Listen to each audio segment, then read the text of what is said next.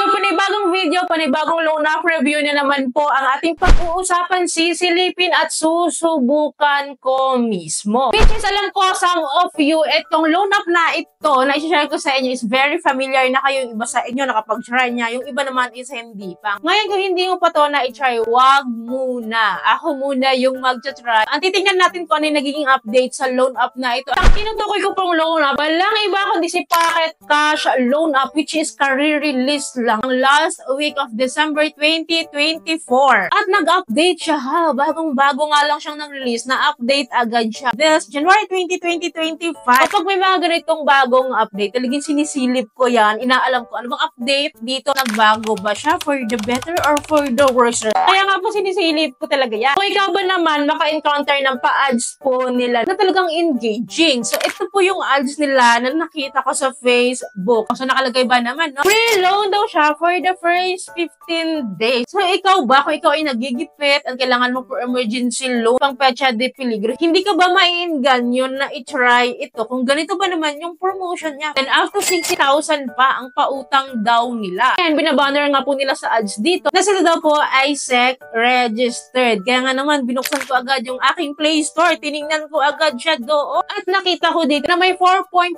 rating siya, which is bago-bago niya lang, no? Meron na siyang 100k downloads. Is it real? Well, dahil na-intriga ako dito, of course, susubukan ko ito for your awareness. Susubukan ko siya, and of course, as usual, bago ko po siya i-download, chine-check ko po muna yung legalities niya kung siya po ba ay SEC registered talaga. So, sabi dito, Pocket Cash operates legally and safely daw and is licensed by the SEC. Under po siya kay eLending Incorporated. So, question ko agad sa SEC website kung talagang naka-register ito. Wala siya sa list of recorded online lending platforms. How could you trust this loan app? Let's see pa din, no? Titingnan pa rin natin, no? Paano nga naman natin malalaman kung hindi ko siya susubukan? So, dinownload ko po yung app. And then, let's open it. And then, meron siyang authorization instructions dito. Then, we need to accept this para makapag-proceed tayo. And then, here po, sabi po ni Pocket Cash sa kanyang pa-ads, up to 60,000 pesos daw yung pautang nila. Pero here po, up to 50,000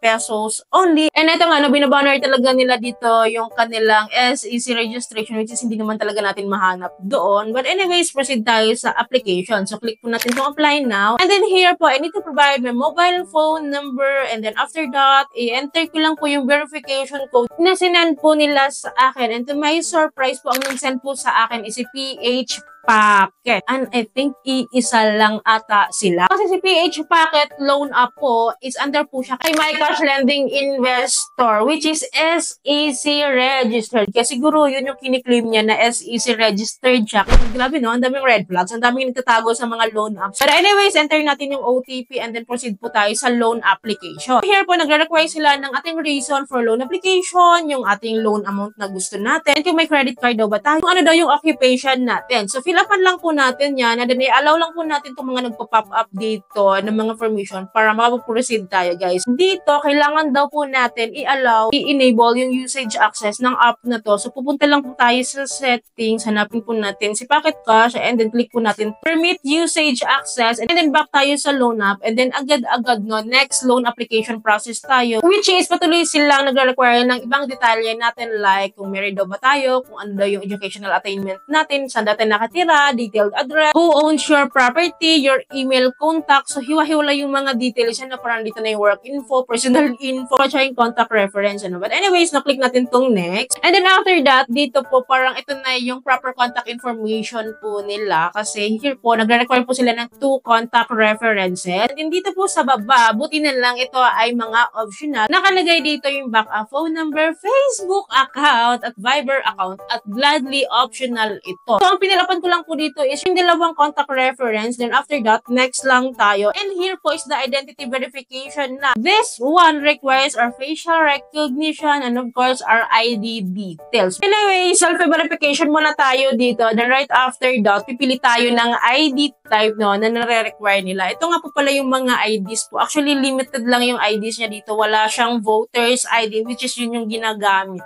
ko. And ang pinili ko dito, na dalawa lang voters ID, ang pinili ko dito is si SS SSS, pero medyo makikipaglaro ako dito sa loan app na ito kasi SSS yung pinili ko na ID type, pero ang pipicturean ko is yung voters ID ko pa rin kasi wala naman akong SSS ID. Hindi kasi available, di ba, yung voters ID. And yung iba ko kasing ID, tinatamad ako bumaba, ayaw ko siyang kunin. And yun nga, ang tinry ko po dito is si voters ID, which nandito lang siya sa bag ko. So yun yung ginagamit ko. Hindi naman ito magpo-proceed kung madedetect niya na ibang ID yung na-picturean or nandito, di ba? Hindi naman ito magpo-proceed. But let's see. Pinicturean ko yung aking voters ID. And then dito sa ID number, 10 digit lang pala yung hinihingi nila kasi itong nakalagay kasi sa ID type ko is SSS. 10 digit lang daw yun. Sa voters ID kasi ang haba, parang mabot siya ng 16 ba yun or 12, parang ganon. And yun, nag-cut lang ako. Actually, parang hinulaan ko na lang din yung iba. And let's see nga kung magpo-proceed tayo. Click po natin tong next. And then nag-proceed siya, guys. And then dito po is my full name na and my personal details. Sa last application process po lang nila yun. Yung nagre-require sila ng personal details. So, pinilapan ko lang po yung portion na ito and isubmit lang natin. Dito na po natin malalaman kung rejected yung ID na sinend ko sa kanila nga na instead of SSS, voters ID yung pinili ko. So, submit natin at nag-countdown siya. Ibig sabihin, may mapicturean lang pala tayo na ID doon. Nagpo-proceed siya. And after that countdown, no, ayaw niya na magpa-screen record. Ayaw niya na. So, ang ginawa ko, pinicturean ko na lang siya. And then, meron po akong approve offer, no? Approve offer lang ito, ha? To approve disbursed amount offer. And it's up to me kung i-grab ko siya. Anyways, may approve amount po ako dito na 2,000 pesos. And look at the service fee, 660 pesos. And under po ng service fees is the account management fees, credit assessment fees. Kaya nag-total po siya ng 660 pesos. Grabe yung service fee, no? And then itong 660 pesos, deduct na po siya sa 2,000 pesos na loan offer ko. Kaya ang madi-disburse na po sa akin or yung marireceive ko na lang po is itong 1,340 na lang. Ang lala nito. And here po is the repayment schedule ko. So meron daw po akong 6 terms. Ang taray ha, may pa 6 terms itong si Pocket Cash. 6 months to pay siya. Monthly by monthly, magbabayad ako. Pero sa first repayment ko sa kanila, ay 7 days to pay lang. And then yung second time, third time, fourth time, fifth time, sixth time is monthly na akong magbabayad. Pero guys, ito ha, grabe. Grabe ka, loan shark. Kasi sa term 1 ko, na kailangan ko ng bayaran within 7 days, bawing-bawi na sila. Kasi ang repayment amount ko po dito is 2,228 pesos. Imagine ha, 2,000 pesos lang yung loan offer nila sa akin. Tapos babawasan pa ng 660 na service fee. Ang marireceive ko na lang is 1,340. Pero ang babayaran kong repayment amount dito within 7 days is 2,228.